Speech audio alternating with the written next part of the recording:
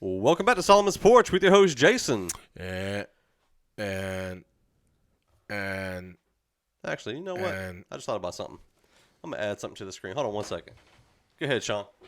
oh, are we still recording? Yep. Oh, wow. Okay. All right. So hey, listen, we're gonna do our round 5. This is we're gonna twist things up a little bit. Since we just saw the Batman movie. We thought we would do our favorite live-action Batman villains, not including Heath Ledger. Yeah. That's the most appropriate. Okay, so Jason just added a comic book to our little display. So if you're watching this on, video at all, you can see the comic book that's there. And, of course, we've got the office here set up a little Batman-esque. Jason's all decked out in his Batman cap and T-shirt. And, Yeah, man. And I am... Y'all got to jump on YouTube, man. I am. If y'all hadn't subscribed to the YouTube channel, go do that. Stat. So, And then hit subscribe. yeah. And then the bell thingy for notifications. Absolutely. Look at that, Sean, doing the YouTube liners. I'm not doing all that. I'm pointing I'm to not all doing of the... Oh, we're not doing that. No, I'm not doing all that. Oh, I'm not doing all that. All right. Yeah, man. I was So, going to point to all the stuff. yeah, man. So, Sean, do you want to lead the way, sir? Okay, Well, so... first, let's say that our lists are very, very similar. Yeah. Well, that's just because you copied mine, but that's all right though. I understand. I'm a genius, and it's hard not to follow a genius. Hey, when we were coming up with this round 5, and I was like, but the thing is that we just can't have the number one that will always be the number one. That is Always. just Let's make this a little more challenging, that we have to think outside the box and not have the one gimme that's going to be on the list. Yeah. And that was Heath Ledger, as the Joker. We all agree. Everybody. There's nobody that disagrees with this. So let's move a little bit outside of that box. And if you do disagree, tell us in the comments. Well, you can, but we don't care because you're still wrong. So anyhow. Yeah. So I'm going to start with my number 5. I wanted this to be a little bit higher on my list, but as I was building my list, I really kind of struggled with where the placement would be. But I have the Riddler from the Batman, so Paul Dano as the Riddler. Yeah. Definitely an excellent villain. It's especially while he's masked, he really brought it. So whether that was, mostly actor or mostly directing or a good solid combination of both, which I'm sure if you ask either one of the two of them, they're going to say it's a good solid combination of both. But it was totally there. So if you read Batman comics, you've always wanted more out of the Riddler, which Gotham gave us. Yeah. At least, in part. And I would have told you that the Gotham Riddler was definitely the best Riddler to date. Now I would say we probably got a pretty good solid tie. So I have number 5, the Riddler, Paul Dano. Yeah, I have that too. I just think it was a great rebranding of the Riddler. Yeah. Like, having the classic green it's cool in some aspects. And the Gotham, they slowly brought the green in, which I appreciated. But just seeing the Riddler as more villainry than like a goofy looking guy. Yeah. So, from the comics to Jim Carrey, a lot of respect for Jim Carrey and what he did with the role. But, that wasn't a scary Riddler. That was just a wild, eclectic. Up to that point, though, we've had Cesar Romero as he was his Joker, who was the Riddler in the 60s. Anyway, very comical kind of thing. Yeah. And so, to be able to put a more solid spin on him. Absolutely. Yeah. And then, the fact that you don't really see the crazy until the end. Like, he seemed like a perfectly sane person. Everything mapped out, planned out. With issues. But then at the end, he broke. Yeah. That's when it was like, that's when he started to go a little bit more wild, mad, crazy. So I guess spoilers is because Oh. we are talking Batman. My bad. Yeah. You should always know we give spoilers on this show. If you Yeah. don't know that, you've never watched this show before. You're a fault. Okay. Yeah, man. Really, number 5. Number 4. We got the same one still. Yeah. So Scarecrow / Dr. Crane from Gotham. So that's Cillian Murphy. I mean he or not from Gotham. Sorry, No, from Dark Knight. Batman Begins, Dark Knight. Yeah. Sorry. Misspoke there. But I was Cillian wondering. Murphy, I was like, hold on, yeah. wait a minute. Yeah. Okay, yeah. No. I had seen the actor before. He's a great actor.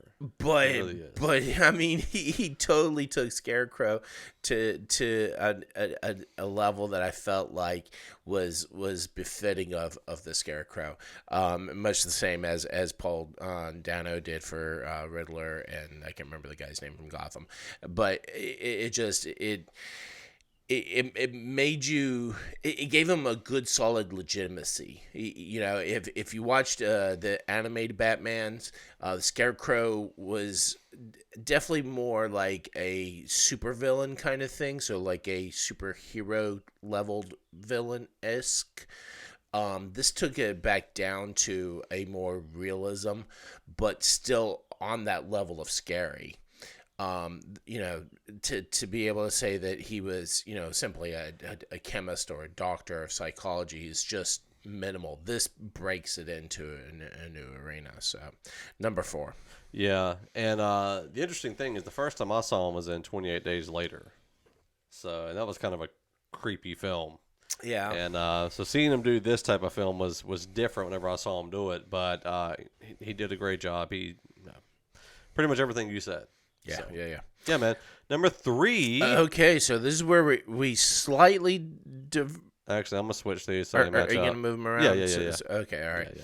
So, my number 3, I finished my list first. He did. My number 3, Victor Zsasz from the Gotham, Anthony Carrigan. Oh, my gosh. You know, you may or may not have ever heard of Zsasz, but by the time that you saw Gotham, you were like, dude, this guy's cool. He's got the right amount of crazy. Just the right amount of or, crazy. or at least you should have, because, yeah, this was the best portrayal. Victor Zsasz just, it just launched him into the arena of saying, you know what, I got to see more of this guy. You got to give me more Zsasz, because Zsasz has got the pizzazz. Whatever. I had to do that for you because I knew that would be like a Jason thing. But, yeah, dude. You know, we gave our review on the Batman. Yeah. And we did ask, you know, hey, what would be something that we'd like to see coming up in the future movies? And I totally forgot to put this on there. I would like to see some Victor Zsasz. I think one of my problems is I don't know if anybody can do it better than him, so I don't know if I want to see another rendition of it. Well, yeah, but It's very difficult. We feel that way with the Joker too, though. Yeah, true that. So, but like the issue with, you know, just a lot of other characters, when someone nails it, you want to see them carry that out. That's why people don't want another Wolverine. They want Hugh Jackman to come back. And I'm totally good if you bring him back. I'm fine. If they bring him back, because they're not connected universes anyway. So I mean, that's true, but let's bring him back as Zsasz. Yeah, but he's one of those characters. It's just he was dangerous. You know, when he was around, like you knew to beware. Mm-hmm. Like there's a lot of other people where I just didn't feel that in Gotham. It was like, okay, there's Penguin, there's Riddler. Like anytime he showed up, it was like, all right, something's going down, or like something, you know. Like he knows what he's doing more than anybody else in the show, as far as his specialty. Right. You know, then you know if you compare him to the other versions of Victor Zsasz, nobody really compares at all. So yeah, and you know he just like I said, he had that right amount of proper craziness to fit that part and the look. Well, and then the logic at times to be able to rationalize certain things as well. So I think that's what made him so dangerous. A cool little thing. You've probably heard his name, but I don't know if many folks have seen his name spelled. But his last name Zaz is a palindrome. Hmm. You can, it's ZAS. Oh, yeah, ZSASZ. Right. So you can flip it around and it's still the same. Anyway, fun little thing. Yeah, man. All right. So, Number 2. yeah, go ahead, man. All right. Well, I have Jerome Velasquez, so AKA the Joker from Gotham. Cameron Monaghan.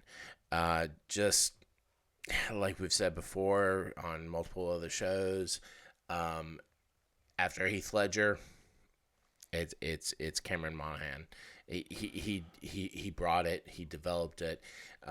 This is the best reincarnation to date of the Joker since Heath Ledger's, and gives us, I think a more psychological, a deeper psychological connection of where the Joker's coming from, and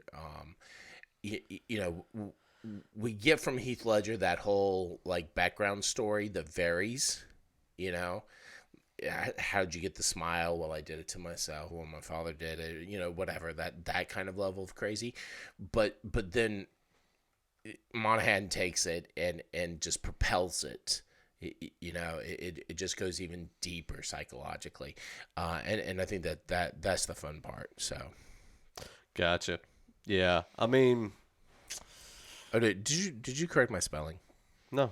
Oh. I didn't touch it. Okay, I'm just going to go. So my number, well, now is number 2. It was number 3, but, and honestly, we have another one that's similar. Your number 2 is my number 1. But, so I really did like Tom Hardy's rendition of Bane, especially after they really screwed him up in Batman and Robin. Aaron, sorry, bro. You put down Arnold. He didn't make any of our list. Arnie? Sorry, man. Mr. Freeze didn't cut it. But I do feel like I love the fact that this Tom Hardy, or this Bane with Tom Hardy, minus the voice. The voice was kind of weird. But everything aside from that, I really liked Tom Hardy's Bane. The fact that he was smart, intelligent, muscle, broke Batman's back, like everything from the Nightfall comics. Like everything just... I really enjoyed that Bane. His face, the mask was a little different from the comics, but again, allowing the reinvention, I was okay with that. Yeah, the whole do we have Venom that courses through him that makes him all jacked and stuff, and anger and all that. I guess this version makes him a little more realistic. Yeah. As opposed to more super villainy. So and Tom Hardy, I feel like he did just a great acting job on this. I like Tom Hardy as an actor. So he did a great job, and I mean, not a whole lot more I can say about it. The only thing they didn't do with that Venom is it didn't bulk him up, make him super super beefy, right? Which I was okay with. You don't want it to look too fakeish or whatever. Right. But the only other thing you could do was just get a bodybuilder who was on steroids for a long time and try to fit him in that role, which wouldn't have done well. Well, and then you probably still have to have a voice actor. So. Yeah. So, yeah, man, number 1, Sean. My number 1, this is largely based on just my initial love of Batman and where it all began. My favorite Batman villain was the Penguin from the 1960s Batman. So Burgess Meredith, his version of the Penguin. It is comical, yes. And I know that we're all like big fans of the dark and the broody kind of stuff and everything. But, let's face it, Batman didn't really start that way. So, it did not. Burgess Meredith, who you probably know more commonly from the Rocky films. Yeah. He's the little squeaky guy in the corner. Mickey. Yeah, with a gruff voice. Like an angel on your shoulder. So, but, you know, the comedic level that he brought to it, but if you take into account, like, even with Cesar Romero, you're talking about, these were like really great, phenomenal actors playing comic book characters on a very comedic level. You know, the irony is not lost on me there, but at the same time, um, it never felt lacking whenever he pulled out his penguin. You know what I mean? It just, it felt like it was everything that it should be. Sometimes the Joker felt a little lackluster, even though Cesar Romero, I think, still did a fine job. And again, is still a great actor, or was a great actor. But there was just something that whininess that he does, that you know, it's just, he totally embodied it for me. So, you know, I feel like Danny DeVito probably took a lot of his cues from Burgess Meredith. Right. So, and, you know, largely, if you think about the way the character looks, he's not changed much, you know, and so it still started with Burgess, if we're talking about a live action. So, Right. Anyway. Yeah, man. So my number one is Jerome Velasquez, Cameron Monaghan. Same. Your number two is my number one. Monahan. I said that correctly. Okay. So, yeah, man, I think the way, and part of the reason maybe because they had plenty of time Yes. for character development. Totally. And that makes a means difference. a lot. Yeah. And seeing him play, you know, Jeremiah, his twin brother, Yeah. being a goodish guy, like he's a perfectly fine kid, and then, you know, seeing, you know, all the things that took place to create this character was fantastic. Yeah, yeah. Even from the makeup, the costume later on, whenever he kind of became full blown Joker without calling himself the Joker. You know, I'll be honest, man. For me, he ties Heath Ledger. He ties Heath Ledger for me. For me, I would say in different ways, yes. Again, to me it's like Snyder Cut versus the Batman. I totally respect, and they both hit tops in respective areas. So I think yes. If you're telling me, hey, pick the best comic book version of the Joker, I'm gonna say Heath Ledger. If you're gonna ask me, so what's the best reincarnated Joker? Oh, definitely. It's just like Monahan. the image of the comic I have here, the three Jokers. You'd have to have Heath Ledger. That's Heath Ledger. You have to have Heath Ledger. You'd have to have Jerome Velasquez. And then I don't care who the third one is, as long as it's not Jared Leto. Anybody, but probably Jack Nicholson. So yeah, I mean, to me, that is how much I believe in Jerome Velasquez. Okay. So, All right. all right, man. So honorable mention, real quick. Well, you've already mentioned him. Jack Nicholson is the Joker. Yeah. He's to me, he had to be on there somewhere. You know, again, that was my first true legit Batman and Joker movie. So, really, any of the Gotham TV villains were spectacular, man. They all could make a list. Except Galavan. Well, I don't know. And again, I kind of like the actor too. So, Ra's from Batman Begins, and I mean, Ra's not Liam Neeson. Yeah, not Liam Neeson. Not the, because he's technically Duquesne or something like that. Yeah, no. If you look at the credits, Ra's is actually the Asian dude. I don't think so. IMDb it. IMDb don't have all the. No, Ra's al Ghul is Liam Neeson. He is and he isn't. So he's the one that has ultimate credit for Ra's al Ghul. Not on IMDb. That's because that character doesn't have any other name, but the actual... He does. I just said it was like Duquesne or something like that. No. The guy that plays Ra's al Ghul, the stand-in, that's like, okay, that Ken Watanabe being Ra's al Ghul is like dude in Iron Man 3 being the Mandarin. That's what it is, man. Is it though? Liam Neeson okay, played. but what's Liam Neeson's character's name? His non-Ra's al Ghul is Henry Ducard. That's it, but that's the only name that he's given. That's the only credit he's got there, right? We'll have to look into this further. We'll get back to you next week on this news. Okay. Well, anyway, I appreciate that he was Roz. I like the fact that he was quiet, largely silent, and that I said largely because he did have speaking parts. But to me, Liam Neeson, even though I love Liam Neeson, I mean, okay, if you're talking about reinventing Roz, okay, that's fine. But otherwise, no, definitely not. I didn't buy it. Gotham's Roz was definitely far more believable to me than which he would also be an honorable mention as well. And then Colin Farrell's Penguin. And again, I think just because I like the makeup and I like what little bit we got of him, just wish that we had more. Gotcha. Okay. I mean, the Gotham villains would be my honorable mentions. So that's about it. Well, I will say this. I think that Uma Thurman did a pretty good Ivy. Yeah. She did pretty good Ivy.